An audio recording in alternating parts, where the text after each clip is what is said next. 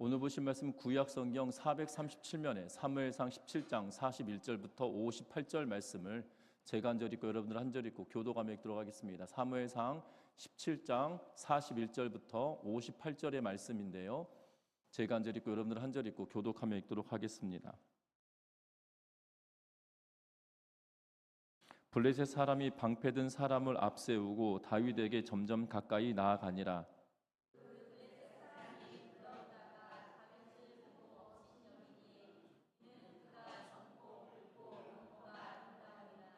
블레셋 사람이 다윗에게 이르되 내가 나를 개로 여기고 막대기를 가지고 내게 나아왔느냐 하고 그의 신들의 이름으로 다윗을 저주하고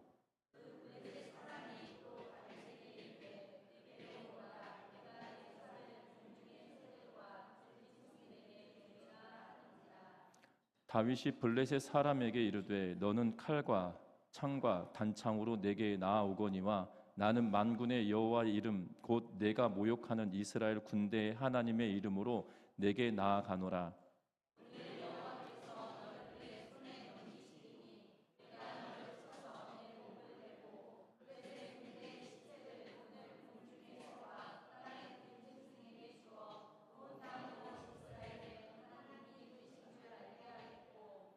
또 여호와의 구원하심이 칼과 창에 있지 아니함을 이 무리에게 알게 하리라.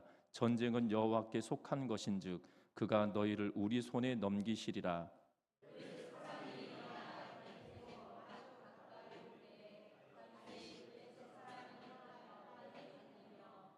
손을 주머니에 넣어 돌을 가지고 물매로 던져 블레셋 사람의 이마를 치매 돌이 그의 이마에 박히니 땅에 엎드러지니라.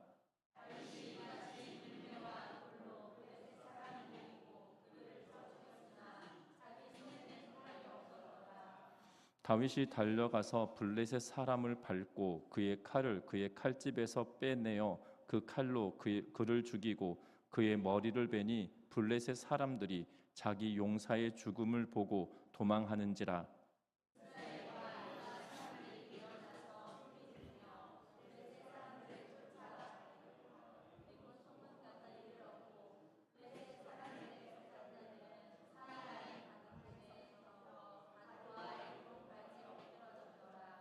이스라엘 자손이 블레셋 사람들을 쫓다가 돌아와서 그들의 진영을 노략하였고 다윗은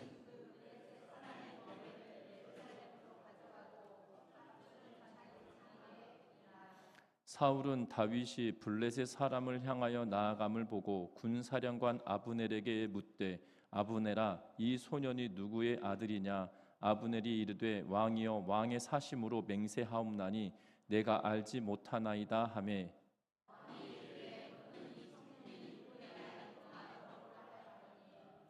다윗이 그 블레셋 사람을 죽이고 돌아올 때에 그 블레셋 사람의 머리가 그의 손에 있는 채 아브넬이 그를 사울 앞으로 인도하니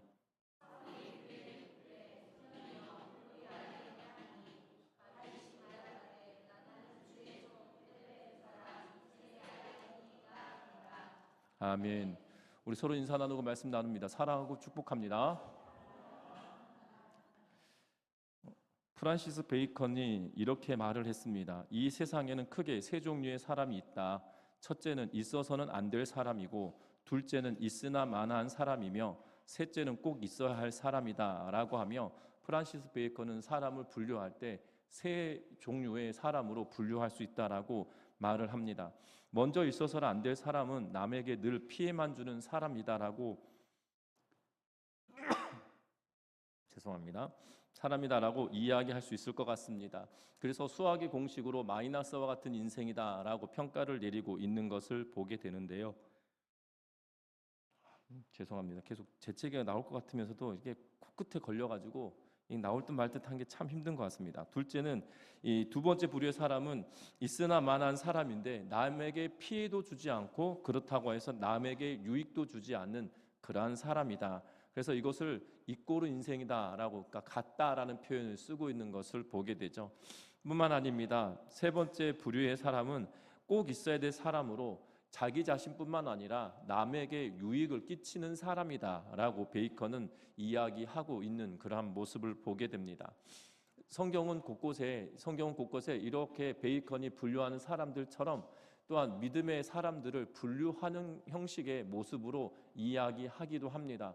우리가 너무나도 잘 알고 있는 사도행전의 인물 가운데 성전 미문에 앉아있던 안진뱅이에 관한 이야기를 하면서도 이렇게 세 부류의 사람으로 평가를 내리는 그러한 이 학자들이 있는 것을 보게 됩니다. 그래서 성전 미문에 앉아있는 안진뱅이를 두고 남의 도움만 받을 수밖에 없는 사람이다라고 평가를 내리고, 또한 성전을 드나드는 사람인데 이 안진뱅이가 이 구걸을 하고 있음에도 불구하고 그에게 어떤 도움도 주지 않고 예배를 드리며 왔다 갔다 하는 사람, 그러한 부류다라고 하며 있으나 마나한 이 똑같은 이 자기에게 유익도 없고 남에게 유익도 끼치지 않는 사람이다라고 평가를 내리고, 또한 요한과 베드로와 같은 사람은 은과 금은 내게 없지만 나사렛 예수의 이름으로 일어나 걸으라라고 하며 그의 믿음이 이 성전 미문에 앉아있던 이 구걸하는 자에게 선한 영향을 끼치는 그러한 인생이다라고 평가를 내리고 있는 그러한 모습을 보게 되죠. 오늘 보았던 성경에서도 세 부류의 인간으로 나눌 수 있을 것 같습니다. 평가를 하고 견주는 것은 어떻게 보면 이 비교하는 것이 좋은 것은 아닐 수도 있지만, 어찌 보면 비교해 봄으로 저와 여러분들의 삶을 어떤 자리에 놓을 수 있는지 살펴볼 수 있다라면 그것 또한 가능한 일이다라는 사실이죠. 저와 여러분들이 이 세 부류의 사람들을 견주어 보면서 내 인생은 어디에 속해 있는지를 살펴보고 다시금 돌이켜가는 은혜가 저와 여러분들 삶 가운데 충만하시기를 주의 이름으로 부탁드립니다. 먼저는 세 부류의 사람을 오늘 성경이 이야기하고 있다라고 말씀을 드렸는데요. 가장 먼저는 눈에 보이는 것만 믿는 사람이 있다라는 것이죠. 보이는 것만 믿는 사람이 있을 텐데요. 오늘 그 인물을 이 골리앗이다라고 우리가 말할 수 있을 것 같습니다. 특별히 우리가 읽었던 본문 41절과 41절부터 43절 말씀까지를 우리 같이 한 목소리로 읽어보도록 하겠습니다. 41절부터 43절입니다. 블레셋 사람이 방패든 사람을 앞세우고 다윗에게 점점 가까이 나아가니라. 그 블레셋 사람이 둘러보다가 다윗을 보고 업신 여기니 이는 그가 젊고 붉고 용모가 아름다움이라. 블레셋 사람이 다윗에게 이르되 내가 나를 개로 여기고 막대기를 가지고 내게 나아왔느냐 하고 그의 신들의 이름으로 다윗을 저주하고. 아멘. 오늘 성경의 말씀에 보니까 블레셋 사람 골리앗이 방패를 든 사람을 앞세우고 다윗에게 점점 가까이 나아가고 있다라고 말하고 있는 것을 보게 됩니다. 먼저는 우리가 지난주에 보았던 본문 40절 말씀에 보면 손에 막대기를 가지고 시내에서 매끄러운 돌 5을 골라서 자기 목자의 제구 곧 주머니에 넣고 손에 물매를 가지고 블레셋 사람에게로 나아가니라 라고 성경은 이야기합니다. 다윗이 블레셋 사람에게 나아가고 있는 이유는 이 블레셋 사람이 계속 이야기하고 있는 것이거든요. 뭐라고 이야기했냐면 나하고 단판을 짓자. 너희 중에 한 명이 나와서 나하고 싸움을 해서 내가 이기면 너희가 우리의 종이 되고 내가 지면 우리가 너희의 종이 되겠다는 식으로 계속 이스라엘 백성들을 조롱하며 이 큰 소리로 외치고 있는 그러한 상황이었죠. 그래서 다윗이 그의 제구에 돌을 챙겨서 매끈한 돌 5개를 채워서 그에게로 나아가고 있는 그러한 모습을 보게 된다는 겁니다. 그래서 지금 이 골리앗 앞으로 나오는 사람이 있기에 그가 오늘 41절에 뭐라고 이야기하고 있냐면 그의 방패든 사람을 앞세우고 갔다라고 이야기하고 있는 그러한 모습을 보게 됩니다. 쉽게 말하면 그가 모든 무장을 단단히 하고 지금 다윗에게로 나아가고 있다는 거죠. 지금 이스라엘 진영에서 한 사람이 나오니 그도 방비를 하며 나아가는데 그의 눈에 보이는 것은 뭐라고 이야기하냐면 다윗을 보고 업신여겼다라고 말합니다. 그러면서 다윗에 대하여 평가를 내리고 있는데 그것이 42절 말씀인데요. 젊고 붉고 용모가 아름다움이다라고 이야기하고 있는 그러한 모습을 보게 됩니다. 우리는 이 표현을 보면 젊고 붉고 용모가 아름답다라는 표현을 쓰기 때문에 우리의 피부에 와닿지 않을 수가 있는 것 같습니다. 제가 이 대학 들어갔을 때쯤에 이 어른들이 뭐라고 이 어린 저보고 제가 이 대학 다닐 때만 하더라도 얼굴이 노안이어가지고요.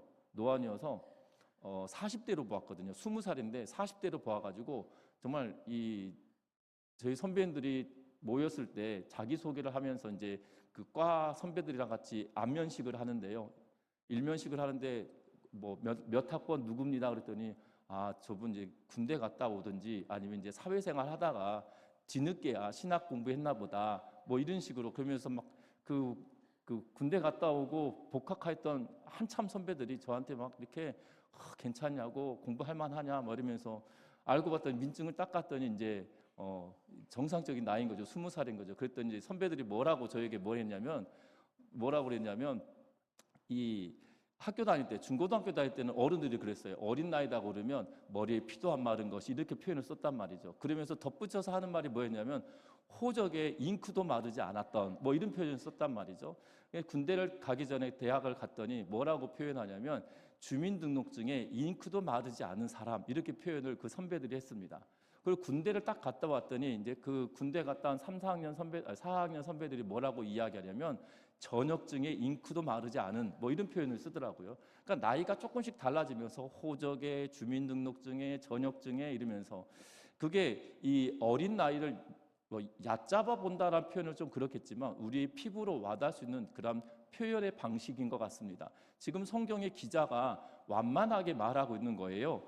젊고 붉고 용모가 아름답다 이 표현은 쉽게 말하면 우리의 피부에 와닿게 느낌은 아직 호적에 잉크도 마르지 않은 아니면 주민등록증에 잉크도 마르지 않은 지금 젊은 세대들은 주민등록증에 잉크가 마르지 않았다라는 표현이 이해가 안 될 겁니다. 왜냐하면 다 이 카드 형식으로 나오기 때문에 잉크가 아니라 그러니까 인쇄돼서 나오잖아요. 근데 제가 처음 이 주민등록증 만들 때만 하더라도 다 손으로 써주셨어요. 다 손으로 쓰고 코팅되어 가지고 그 말랑말랑한 코팅지로 만들었던 주민등록증을 기억하거든요. 그러기 때문에 이해가 안 될 수도 있겠지만 그렇습니다. 머리에 피도 안 마른 뭐 이런 느낌이거든요. 여러분들 지금 골리앗이 왜 그렇게 그를 폄하하고 또한 그를 업신여기고 있습니까? 눈에 보이는 그런 모습이 너무나도 어리고 너무나도 이 얕잡아 볼 수밖에 없는 상대인 것처럼 이야기하고 있기 때문이라는 사실이죠.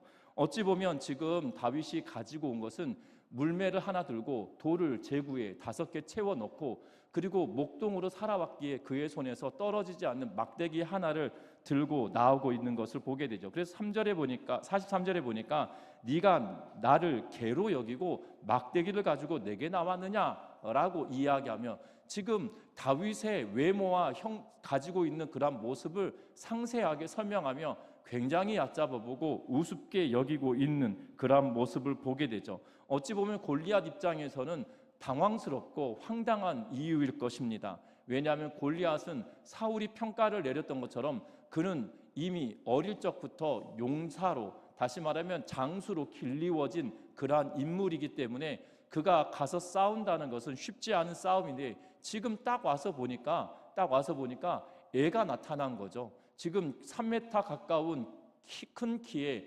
엄청난 무장을 하고 있습니다. 심지어 그 방패 든 사람이 따로 있어서 그 앞을 가로막고 있기 때문에 얼마나 방비가 잘 되어져 있는지 보여주는 그러한 대목인데요. 그런데 무장도 하지 않고 갑옷도 입지 않고 칼도 들지 않고 막대기 하나 들고 오고 그러한 상황이 너무나도 나를 얼마나 업신여겼으면 저런 애가 나오나 싶은 정도로 지금 골리앗은 당황했을 수도 있다는 거죠. 당황했다 손치더라도 오늘 성경의 말씀에 보면 그는 보이는 것으로 평가하고 보이는 것만 믿는 사람인 것처럼 여겨지고 있다는 겁니다. 자기 자신을 개 취급한다라며 지금 화를 내고 있는 그런 모습을 보고 있는데요. 분명한 것은 저와 여러분들의 신앙의 여정에도 이러한 경우들이 있을 수 있다는 거죠. 내 눈에 보여지는 것이 전부여서 나를 업신여기는 것이 아닌가라고 당황해하며 하나님이 우리에게 행하시는 일들에 대하여 눈에 보여지는 것만 믿고 평가를 내리며 살아내고 있지 않은지를 살펴보아야 된다는 겁니다. 분명한 것은 이 골리앗은 그가 믿음도 없고 하나님도 알지 못하기 때문에 눈에 보여지는 다윗 때문에 그가 화를 내고 지금 당황해 할 수도 있겠지만 분명한 것은 믿음을 가지고 있는 우리들조차 그러한 길을 걸을 수도 있다라는 것을 염두에 두고 이 눈에 보여지는 것만을 바라보고 취하고 살아가는 것이 아니라 믿음의 눈을 열고 살아가는 우리 전미중학교의 모든 성도님들 되시기를 주의 이름으로 부탁드립니다. 뿐만 아니라 오늘 성경에 보면 또 다른 부류의 인물을 등장시키고 있는데 그 인물은 다윗이다라는 사실입니다. 오늘 45절부터 47절 말씀을 같이 한번 읽어보겠습니다. 45절부터 47절의 말씀인데요, 다윗이 블레셋 사람에게 이르되 칼과 창과 단창으로 내게 나오거니와 나는 만군의 여호와의 이름 곧 내가 모욕하는 이스라엘 군대의 하나님의 이름으로 내게 나아가노라. 오늘 여호와께서 너를 내 손에 넘기시리니 내가 너를 쳐서 내 목을 베고 블레셋 군대의 시체를 오늘 공중의 새와 땅의 들짐승에 주어 온 땅으로 이스라엘의 하나님이 계신 줄 알게 하겠고 또 여호와의 구원하심이 칼과 창에 있지 아니함을 이 무리에게 알게 하리라. 전쟁은 여호와께 속한 것인즉 너희를 우리 손에 넘기시리라. 아멘. 오늘 성경에 보면 다윗은 눈에 보이지 않는 것을 믿는, 눈에 보이지 않지만 그것을 믿는 다윗의 모습을 보게 됩니다. 어찌 보면 오늘 읽었던 45절부터 47절의 말씀은 다윗이 믿는 그 하나님에 대한 믿음의 고백을 하고 있는 것처럼 보여지고 있다라는 사실이에요. 그래서 45절에 보니까 칼과 창과 단창으로 무장하고 나온 지금 블레셋 사람 골리앗에게 향하여 말합니다. 너는 칼과 단창과 그리고 창을 들고 나에게 나온다. 너는 온갖 무기를 가지고 나에게 나오지만 나는 다른 곳으로 가는 것이 아니라 만군의 여호와의 이름을 가지고 나아간다라고 오늘 말씀하고 있는 것을 보게 되죠. 다시 말하면 너는 창과 단창과 칼을 믿지만 나는 만군의 여호와를 믿는다라는 믿음의 고백을 가지고 지금 골리앗에게 나아가고 있는 그러한 모습을 봅니다. 그러면서 그는 단순히 하나님을 믿는 믿음만 가지고 나아간다라고 말하고 있는 것이 아니라 오늘 두 가지를 내가 증명하겠다라는 의도로 선언하고 고백하며 나아갑니다. 먼저는 46절에 어떤 의미로 이야기하고 있냐면 너희가 하나님이 계시는 것을 알게 되겠다라고 이야기하고 또 47절에는 이 무리에게, 다시 말하면 하나님의 백성에게 또한 하나님이 함께 하심을, 전쟁은 하나님께 속한 것임을 깨닫게 하겠다라는 의도로 이야기하고 있는 그러한 모습을 보게 되죠. 이스라엘의 하나님이 살아계신다라는 것을 보이겠다, 전쟁은 하나님께 속한 것이다라는 것을 보이겠다라는 두 가지, 보이겠다라는 믿음을 가지고 나아가고 있는 것을 보게 됩니다. 여러분들 우리가 눈여겨보아야 될 것은 여러분들 믿음은 그냥 단순히 고백으로 그쳐지는 것이 아니라는 거예요. 눈에 보이지 않는 하나님을 믿는다라고 하면서 나는 믿음으로 신앙으로 나아간다라는 이 고백은 그냥 입술로만의 고백이 되어지지 않는다라는 사실입니다. 오늘 성경의 말씀을 통해서 보면 믿음은 우리의 삶을 통해서 내가 믿는 것을 증명해내는 것이 바로 믿음의 삶을 살아가는, 보이지 않는 것을 내가 믿는다라고 고백하는 사람들의 삶인 것을 분명하게 말씀하고 있다는 거예요. 왜냐하면 앞에서 보았던 이 다윗이 그렇게 외치고 나아갑니다. 외치고 나아가는데 얼마나 두려울까요? 제가 다윗의 심정이었다라면 정말 간이 콩알만해져서 나갈 것 같다라는 생각이 들어집니다. 그런데 오늘 본문을 다 읽어볼 때마다 어떤 느낌이 드냐면 이 다윗은 전혀 두려워하거나 간담이 서늘하거나 쫄려있는 모습이 전혀 있지 않다라는 사실이죠. 다윗은 지금 나아갈 때 굉장히 용맹하게 나아가고 있다라는 사실입니다. 그 이유는 다른 것이 아니겠죠. 왜냐하면 전쟁은 하나님께 속했다라는 그 믿음이 그에게 충만한 삶을 살아가고 있고 그의 삶을 통해서 증명해내고 있는 그러한 과정들을 우리에게 보여주고 있다는 겁니다. 그래서 지난 시간에 제가 말씀을 드렸어요. 다윗의 믿음은 그냥 되어진 것이 아니라 하나님께서 그에게 행하셨던 일들이 차곡차곡 쌓여짐으로 말미암아 신실하신 하나님을 의지하는 마음으로 그가 고백하고 나아가고 있었다. 그래서 골리앗에 대하여 그와 짐승들, 다시 말하면 사자나 곰이나 또한 맹수들이 그에게 왔을 때 다윗이 그것을 양들을 지켜냈던 과정들을 보면 하나님을 대적하는 것과 똑같은, 그냥 내가 평소에 대적했던 사자나 내가 평소에 만났던 곰이나 내가 평소에 양을 지킬 때 만났던 그런 맹수들과 전혀 다른 것이 아니다. 하나님은 나를 지키실 것이기 때문에 그냥 사자나, 사실 사자도 어마무시하지 않습니까? 제 앞에 사자가 있다면 정말 깜짝 놀랄 겁니다. 그런데 다윗은 그냥 그런 거예요. 내가 어제도 사자 만나서 그냥 물리쳤는데 그럼 그까이 거 너하고 똑같다, 뭐 이런 느낌이거든요. 왜 그렇습니까? 하나님이 그에게 행하셨던 일들에 대한 기억이 지금도 여전히 유효하고 있다라는 사실이죠. 그래서 담대하게 고백하며 두려워하거나 염려하거나 걱정하면서 나아가는 것이 아니라 이 전쟁은 반드시 하나님이 나를 지키실 거란 확신을 가지고 나아가고, 그 확신은 삶을 동반하고 있다라는 사실이죠. 그래서 골리앗 앞으로 나아갑니다. 그리고 그가 고백한 대로 되어지고 있는 것을 보게 되죠. 그래서 우리가 읽었던 48절부터 시작하여서 51절 말씀까지는 골리앗을 죽이는 장면을 굉장히 면밀하게, 굉장히 상세하게 기록하고 있는 것을 보게 됩니다. 우리는 다윗과 골리앗이 싸울 때 그냥 물매를 돌려서 이 돌을 날려서 이마에 돌을 박히게 하고 그것으로 인하여 골리앗이 죽었다, 이렇게 생각할 때가 더 많은데요, 오늘 성경은 굉장히 세세하게 이야기합니다. 한 구절만 같이 읽어보는데요, 49절 말씀 같이 한번 읽어볼게요. 48절 마지막 절 블레셋 사람을 향하여부터 시작하여서 49절까지 같이 읽어봅니다. 블레셋 사람을 향하여 빨리 달리며 손을 주머니에 넣어 돌을 가지고 물매로 던져 블레셋 사람의 이마를 치매 돌이 그의 이마에 박히니 땅에 엎드러지니라. 아멘. 다윗이 블레셋 사람을 향하여 달려간다라는 48절 하반절에 딱 기록해 놓고 49절을 보면 그가 손을 주머니에 넣었다, 돌을 꺼냈다, 물매를 던졌다 라고 하면서 굉장히 그 동작들을 상세하게 이야기합니다. 그리고 블레셋 사람의 이마에 그 돌이 박혔다, 그리고 땅에 엎드러졌다, 여기서만 그치는 것이 아닙니다. 50절부터 51절에 보면 돌로 블레셋 사람을 이겼다라는 것으로 끝나는 것이 아니라 다윗이 자기의 손이 칼이 없잖아요. 그래서 다윗이 달려갑니다. 그리고 블레셋 사람이 엎드러져 있는 그 상황에 다윗이 그 사람을 밟고 골리앗의 칼집에서 칼을 꺼내고 그리고 그의 목을 베고 그리고 그 목을 칼에 찝어서 칼의 목을 이렇게 머리를 찔러서 이렇게 손을 들고 있는 형식으로 오늘 성경은 이야기하고 있어요.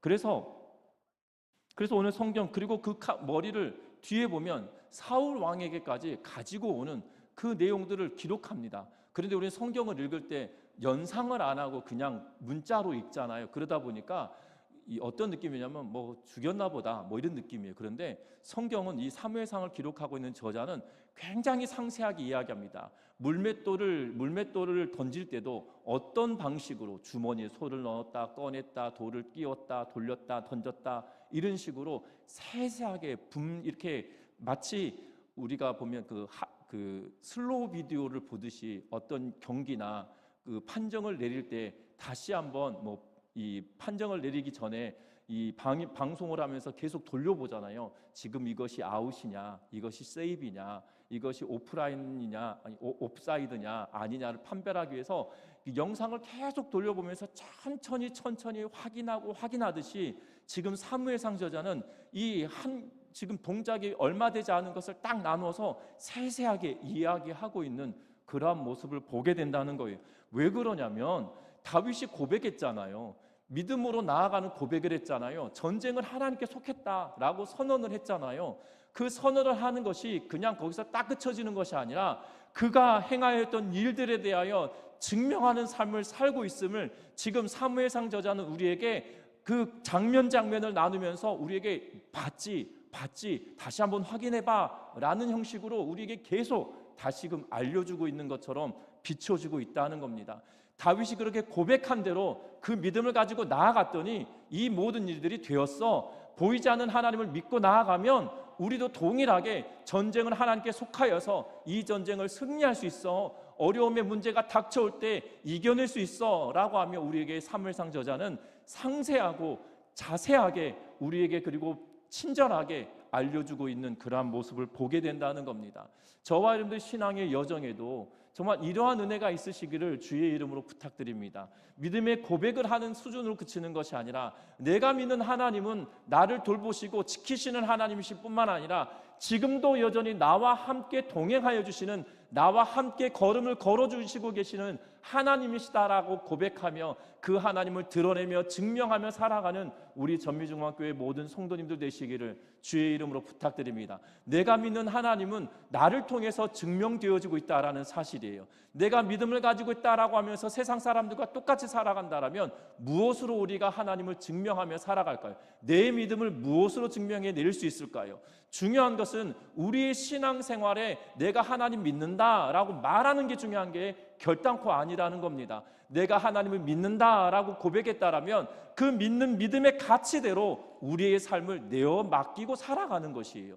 그런데 우리 믿음의 사람이다라고 하면서 우리는 믿음을 가지고 있다, 보이지 않는 하나님을 믿는다라고 고백하면서도 현실을 살아갈 때는 믿는 사람이나 안 믿는 사람이나 똑같은 삶을 살아가니 세상의 사람들이 헷갈리는 거죠. 세상의 사람들이 예수 믿는 사람들을 우습게 여기게 되어진다는 겁니다. 아니라는 겁니다. 믿음의 사람들은 보이지 않는 하나님을 믿는다라는 고백을 했다라면 그 고백한 대로 우리의 삶을 내어 맡기고 하나님을 의지하고 그 하나님을 철저히 하나님의 말씀 앞에 철저하게 순종하며 살아가는 우리의 삶이 반드시 필요하다는 것을 기억하며 믿음의 길을 걸어내는 우리 전미중앙교회 모든 성도님들 되시기를 주의 이름으로 부탁드립니다. 여러분을 믿음의 고백을 하였던 믿음의 선진들은 다 같은 길을 걷고 있다라는 사실이에요.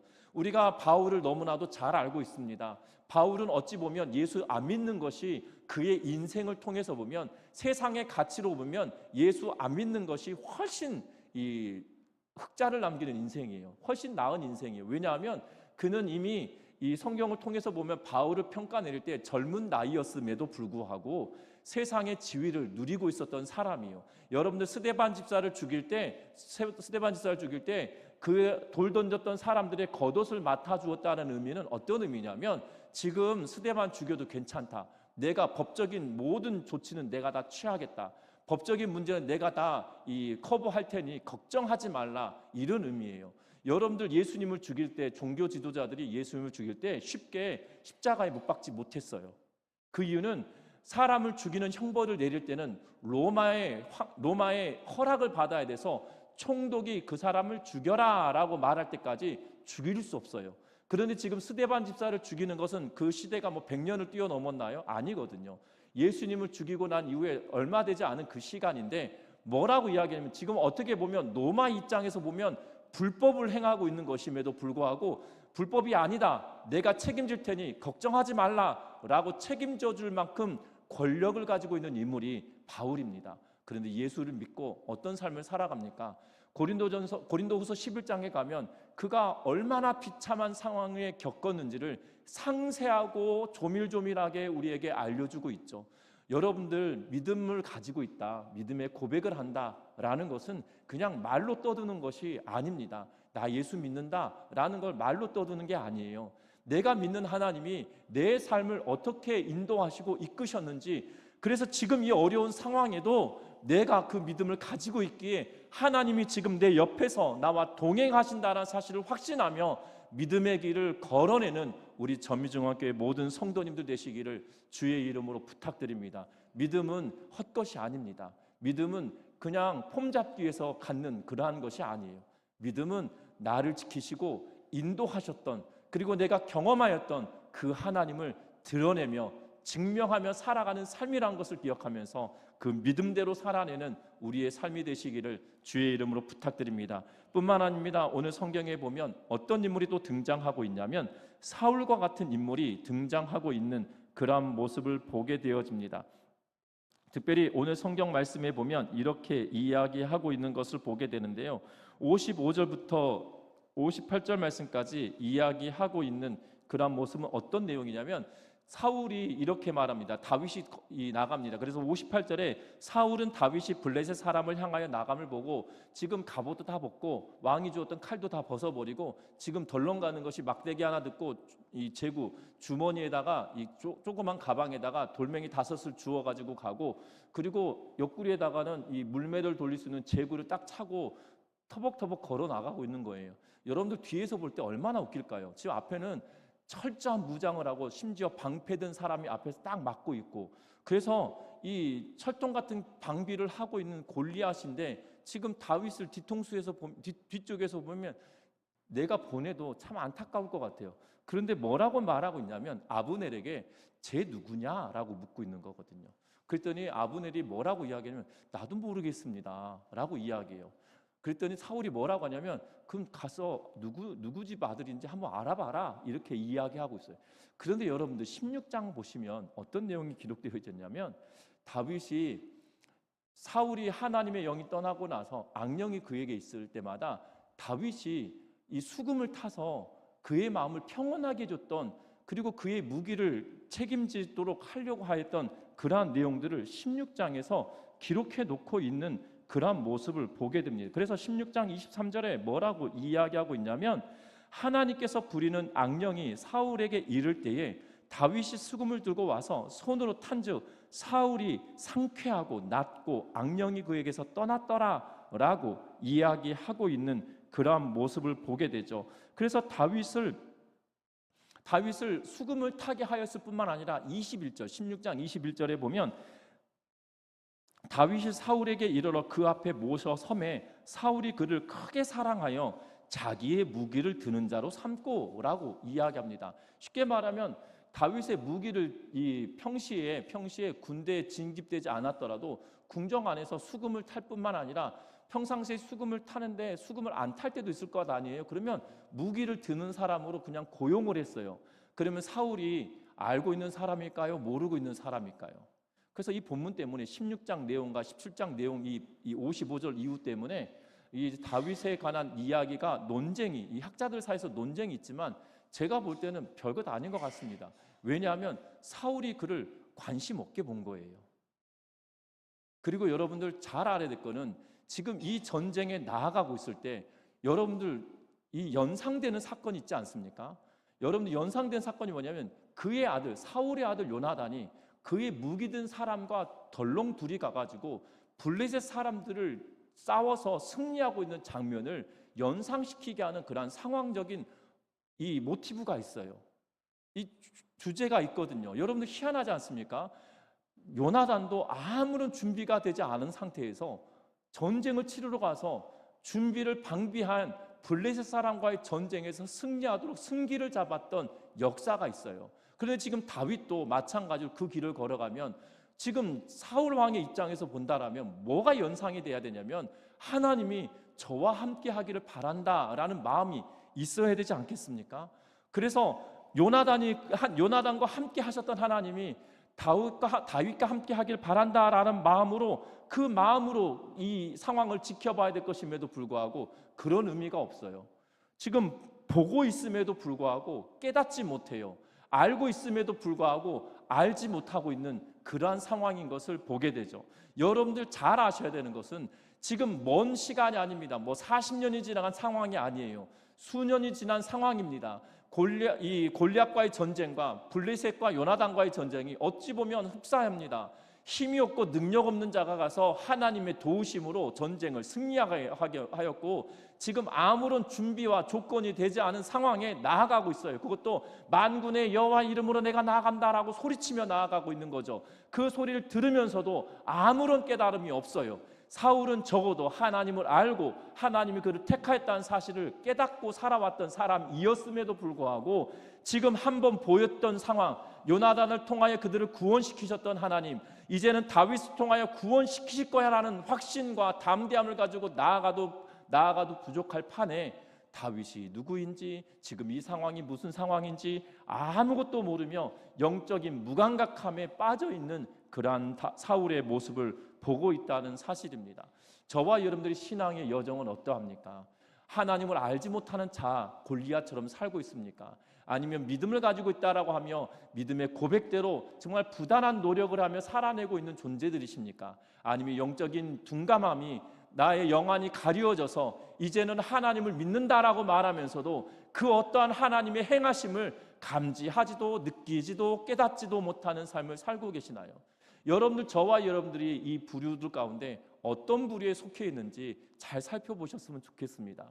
그래서 내가 어떤 부류에 속해 있든 내가 주와 다시금 동행하겠습니다. 내가 주와 함께 하겠습니다. 주님의 돌보심에, 주님께서 나와 함께 하심에 민감하게 반응하며 나를 지키시고 나를 도우시고 나와 함께 하셨던 하나님을 기억해내므로 말미암아 다윗과 같은 길을 내가 걷겠습니다 라는 결단이 저와 여러분들 삶에 고백되어진 은혜가 있으시기를 주의 이름으로 부탁드립니다. 말씀을 맺으려고 합니다. 이처럼 신앙생활을 하고 있는 우리들에게, 또한 우리 앞길에 어려움이 닥쳐있는 이들에게 똑같은 반응을 보이는 사람들이 존재하고 있다라는 사실이죠. 그리스도는 보이지 않고 또한 보이지 않는 하나님을 믿는다라고 말하면서도 아무런 영적인 감흥도, 영적인 눈도 열려 있지 않아서 정말 보고 있음에도 보지 못하고 깨닫지 못하는 삶을 사는 반면, 정말 믿음의 눈을 열고 전쟁은 하나님께 속하였다라고 하며 두렵고 떨릴 것임에도 불구하고 두렵고 떨리지 않은 마음으로 담대하게 나아가고 증명해내며 살아내고 있는 다윗과 같은 존재이고, 또한 믿는다, 신앙생활 한다라고 하면서도 내 안에는 전혀 하나님을 알지 못하는, 하나님의 지식이 없어서 정말 이 눈에 보여지는 것만을 생각하며 살아가고 있는 것은 아닌지를 깨달으며 저와 여러분들이 하나님의 뜻을 깨닫고 하나님과 동행하며 주와 함께하는 믿음의 삶을 살아가는 우리 전미중학교의 모든 성도님들 되시기를 주의 이름으로 부탁드립니다. 그래서 저와 여러분들이 걸어내는 신앙의 여정에 허투루 사는 것이 아니라 믿음의 걸음을 한 걸음 한 걸음 걸어내므로 말미암아 주님이 나와 함께 하심을 나타내고 드러내고 증명하며 살아가는 우리 전미중학교의 모든 성도님들 되시기를 주의 이름으로 부탁드립니다. 찬양합니다.